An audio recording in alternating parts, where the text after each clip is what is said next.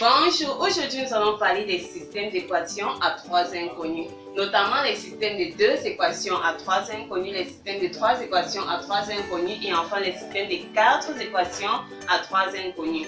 Alors pour résoudre un système de trois équations à trois inconnus, tu as trois méthodes. Soit tu utilises la combinaison, soit la substitution ou alors le pivot de Gauss. Et pour aujourd'hui, nous allons notamment s'attarder sur le pivot de Gauss. En un, nous allons voir les différentes solutions qu'on peut avoir pour un tel système. En deux, nous allons voir théoriquement en quoi consiste le pivot de Gauss. Et en trois, nous allons passer à l'application. Par la résolution d'un système de trois équations à trois inconnus, de deux systèmes de quatre équations à trois inconnus et enfin d'un système de deux équations à trois inconnus.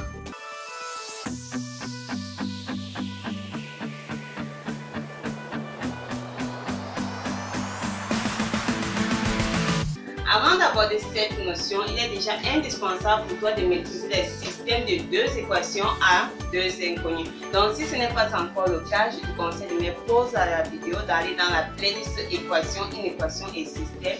Et là, tu trouveras une vidéo qui t'expliquera comment maîtriser de tels systèmes. Alors lorsqu'on te donne un tel système, il est important de connaître en fait là où on va, de connaître quels sont les différents types de solutions que l'on peut trouver. Alors pour un tel système, tu as trois solutions possibles. On peut avoir premièrement un triplet, c'est-à-dire qu'en résolvant mon système, je peux trouver un X, un Y et un Z de telle sorte que tout ceci soit respecté. Ça veut dire que lorsque je remplace par la valeur que je trouve de X ici, de Y, la valeur que j'ai trouvée de Z, j'obtiens bien la somme de ceci qui nous donne ce D. Ainsi de suite pour chaque équation. Et bien sûr, lorsque tu trouves ton triplet, il doit vérifier toutes les équations. S'il vérifie juste deux équations, ça veut dire que c'est faux. Il doit vérifier toutes les trois équations. Dans le premier cas possible, la première solution, c'est que l'ensemble solution dans R au cube soit un triplet X, Y, Z. Donc, tu trouves ce triplet. Maintenant, on a également un deuxième cas. Le deuxième cas, par exemple, c'est si on te donne un système de la sorte, si on te donne un système X plus Y plus Z égale à 1, et qu'on te dit également que X plus Y plus Z égale à moins 2, on te dit que 3X plus 4Y moins 7Z égale à 5. Alors, pour ce système, notre ensemble solution, ça sera tout simplement l'ensemble vide. Pourquoi? Supposons que tu trouves un X, un Y et un Z. Donc ces valeurs sont fixes, elles ne changent pas. Alors comment serait-il possible que la somme de ces valeurs nous donne en fait deux valeurs différentes? Comment est-ce que la somme X plus Y plus Z va nous donner 1? Également la même somme nous donne moins 2. Donc ce n'est pas en fait possible de trouver un tel triplet. Donc pour notre cas-ci, l'ensemble solution dans R au cube, ça sera tout simplement l'ensemble vide. Et bien sûr, il y a un dernier cas. Le dernier cas, c'est par exemple si tu as un système plutôt X plus Y plus Z égale à 2. Tu as 2X plus 2Y plus 2Z égale à 4. Tu as moins 3X moins 3Y moins 3Z égale à moins 6. Alors, ce que je peux constater de prime abord, c'est quoi?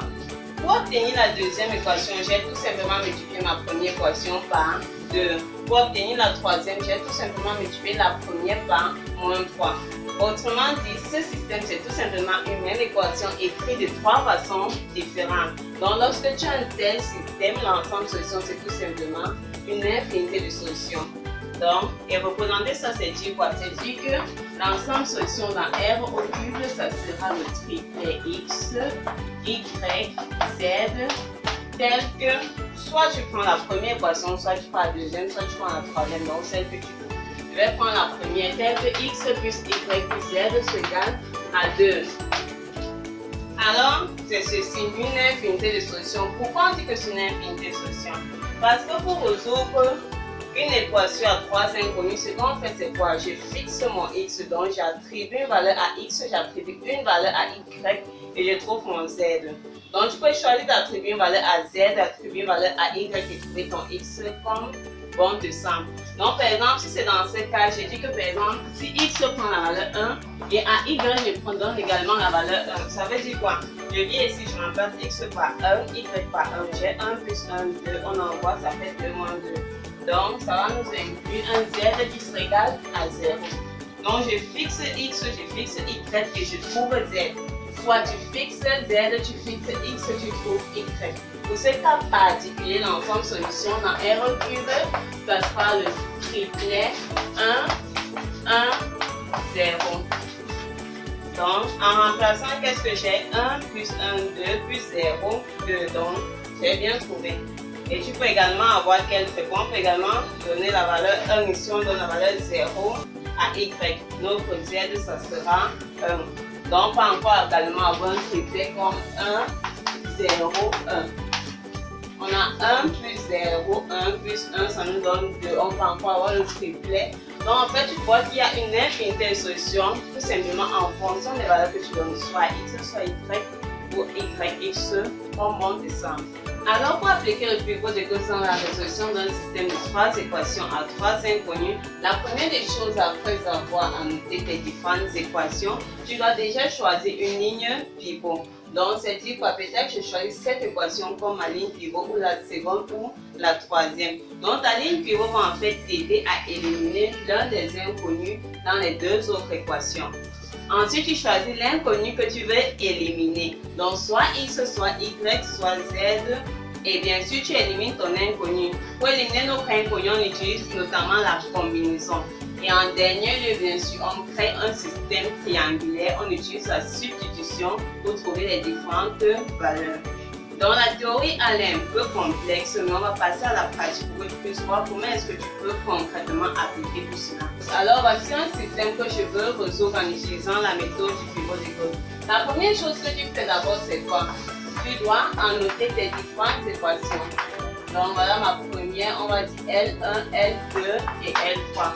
Dès que tu as déjà fait ceci, tu dois choisir ta ligne pivot. Premièrement, je choisis l'équation la plus simple et également je choisis en fonction de l'inconnu que je vais éliminer. Donc, si tu veux éliminer par exemple x, il serait mieux de choisir la deuxième équation comme ligne pivot. Si c'est plutôt y que tu veux éliminer, ça serait mieux de choisir la troisième équation comme ligne pivot. Et si c'est plutôt z, c'est mieux de choisir la première. Donc, tu prends l'équation où ton inconnu est le plus simple possible. Donc là, je prends là où j'ai un x, je prends là où j'ai un y, je prends là où j'ai moins un z. Bon, pour moi, je choisis d'éliminer l'inconnu z. Donc, je vais prendre L1 comme ma ligne pivot. Donc, on va écrire soit L1, la ligne pivot. Alors, lorsque tu as déjà choisi ta ligne pivot, qu'est-ce que tu fais? Tu ne touches plus la première équation, c'est notre ligne pivot, c'est un peu comme ta référence. Maintenant, sur les deux autres équations, tu as dit qu'on veut éliminer z. Donc, j'élimine z sur les deux autres équations. La première des choses que tu te demandes, on utilise ici maintenant la combinaison. Comment est-ce que je peux faire de telle sorte que, en additionnant ceci avec ma deuxième équation, je puisse éliminer cela? Donc, étant donné que c'est l'addition, ça serait mieux de multiplier ici en haut par 2. En multipliant toute cette équation par 2, on aura moins 2z. Et là en bas, on a plus 2z. Donc, en sommant les deux, on aura 0z. Donc, notre z va sauter. Autrement dit, c'est quoi? Je veux tout simplement faire 2 L1, ma ligne pivot, plus L2. Donc, appliquer, on dit à dire quoi? Je viens dans la première équation, je multiplie tout cet élément par 2. Donc, voici mon L1. Comme j'ai 2x fois 2, ça me fait 4x. 3y fois 2, ça me fait 6y. Z moins z fois 2, ça me fait moins 2z égale à moins 7 fois 2 me fait moins 14. Je mets tout simplement dans ma deuxième équation comme elle est. Donc ici j'ai x moins 2y plus 2z égale à 11. Donc sommer ça fait 4x plus x, ça nous fait 5x. Y moins 2y, ça nous fait plus 4y. On a moins 2z plus 2z, ça fait 0z. Donc On élimine nos z et on a égal à, donc égal à moins 14 plus 11, donc moins 3. Donc voici notre premier. Voici une quatrième équation. Donc 5x plus 4y égale à moins 3. Maintenant, ça va éliminer notre z. On fait la même chose pour la troisième équation. J'ai déjà éliminé mon z ici. Je veux également éliminer mon z dans ma troisième équation en utilisant toujours ma ligne pivot. Donc, qu'est-ce que j'ai? À ce niveau, je remarque que j'ai 4z. Ici, j'ai moins z. Donc, en multipliant ceci par 4, j'aurai moins 4z plus 4z, ça va me donner 0z. Donc, ici, je fais quoi? Je fais tout simplement 4L1 plus L3. Donc, appliquer revient à dire quoi? Voici mon L1. Je multiplie par 4. Donc, 4 fois 2x, ça fait 8x plus 3 fois 4. Donc, plus 12y.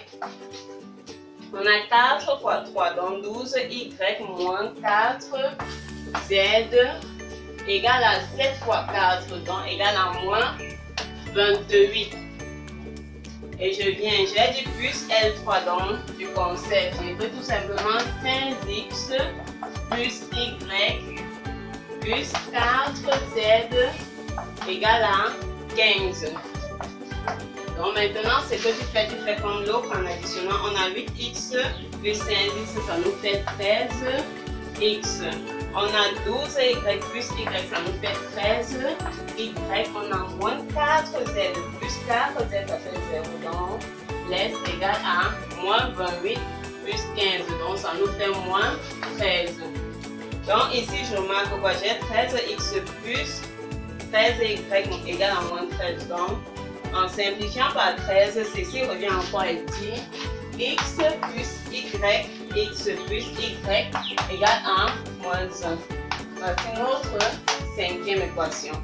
Alors, on a transformé ce système en quoi? On a transformé ce système en, je conserve ma ligne pivot, 2x plus 3y moins z égale à moins 7. Donc, voilà notre première équation. On a créé quelle équation? On a créé celle-ci. Donc, j'écris 5x plus 4y égale à moins 3. Là, c'est ma quatrième équation. Et bien sûr, la dernière. Donc, j'écris mon x plus y égale à moins 1. Ma cinquième équation. Alors, à ce niveau, ce qu'on fait, c'est quoi? On va utiliser ces deux équations. Donc, maintenant, à ce niveau, je vais résoudre ce système. Je vais résoudre 5x plus 4y égale à moins 3 et x plus y égale à moins 1. Donc, on a un système de deux équations à deux inconnues. Rapidement, on va résoudre ceci en utilisant la formulaison. Donc, je vais éliminer, je choisis en fait d'éliminer mon y. Donc, j'ai 4y ici. Donc, j'ai y là en multipliant ici par moins 4. J'aurai 4y moins 4, donc ça va s'éliminer. Donc, écris ce système en multipliant en haut par 1 comme concept et en bas par moins 4. J'ai 5x plus 4y égale à moins 3. Je multiplie en bas par moins 4. Donc, j'ai moins 4x moins 4y égale à moins 4 fois moins 1 égale à 4. Donc, j'ai quoi? J'ai 5x moins 4x, ça me fait x. J'ai 4y moins 4y, 0. Donc, on laisse et on a moins 3 plus 4. Donc, ceci est tout simplement égal à 1. Parvenir à ce niveau, tu peux maintenant écrire ton système triangulaire. Ton système triangulaire, ça sera tout simplement quoi? Donc, la ligne pivot, tu as 2x plus 3y moins z égale à moins 7. Ensuite, tu as pris quoi? Tu choisis une de ces deux équations. Je vais prendre x plus y. Ensuite, on a eu x plus y et z égale à moins 1. Et en bas, on a x qui égale à 1. Donc, voilà notre système triangulaire. Donc, c'est en fait la forme de le nom triangulaire. Maintenant, à ce niveau, tout ce que tu fais, c'est la substitution pour trouver les autres valeurs. Donc, à ce niveau, on a x plus y égale à moins 1. Donc, je remplace x par 1. Ça veut dire tout simplement que 1 plus y égale à moins 1. Ça veut dire que mon y sera égal à moins 1. Donc, moins 1 moins 1, donc égal à moins 2. Donc voici notre y, et bien sûr notre z, on le prend là. Je remplace x par 1, y par moins 2. J'ai donc 2 facteurs de 1 plus 3 facteurs de moins 2, moins z égale à moins 7. Ceci revient à dire quoi? Ça revient à dire 2 moins 6 moins z égale à moins 7. Donc on a moins z qui est égal à moins 7, 2 moins 6, ça fait moins 4. Donc j'ai moins 7 plus 4. Donc on a notre moins z qui est égal à moins 7 plus 4, ça nous fait moins 3. Donc on a tout simplement z qui est égal à 3. Donc j'ai x 1, y moins 2 et z 3. Donc je peux écrire que mon ensemble solution à r au cube, c'est le triplet x, donc 1, y moins 2 et z 3. Donc voilà ton triplet. Et bien sûr, comme on a en mathématiques, on a la possibilité de vérifier. Donc tu peux voir si tu as véritablement trouvé. Alors allons-y, on commence par la première équation. Je remplace x par 1. Donc j'ai 2 fois 1, 2, 3 fois moins 2, ça me fait moins 6. Moins z, donc moins 3. Ça nous fait tout simplement 2 moins 9. Et 2 moins 9 nous donne moins 7. Donc on a bien notre moins 7. La première équation est vérifiée. Tu fais la même chose pour la deuxième. Souviens-toi que si ton triplet ne vérifie pas toutes les 3 équations, c'est que tu as raté. Donc je viens ici, je remplace x par quoi? Par 1. Donc j'ai 1 moins 2 fois moins 2, donc ça nous fait plus 4. 2 fois z, donc 2 fois 3. Ça nous fait plus 6. Donc on a 1 plus 4 plus 6, ça nous donne bien 11. Donc c'est égal à 11. Donc notre deuxième équation est déjà vérifiée. Tu passes également à la troisième équation. Là où il y a x, je remplace par 1. Donc ici ça me fait 5. Donc y, donc moins 2. Moins 2, 4 fois 3. 4 fois 3, ça nous fait 12 plus 12. Donc j'ai quoi? J'ai 5 moins 2, 3 plus 12, ça me fait bien 15. Et voici mon 15. Donc là, tu peux constater que tu as trouvé ton triplet. Maintenant, nous allons passer à un système de 4 équations à 3 inconnus. Je vais juste t'expliquer la méthode de résolution.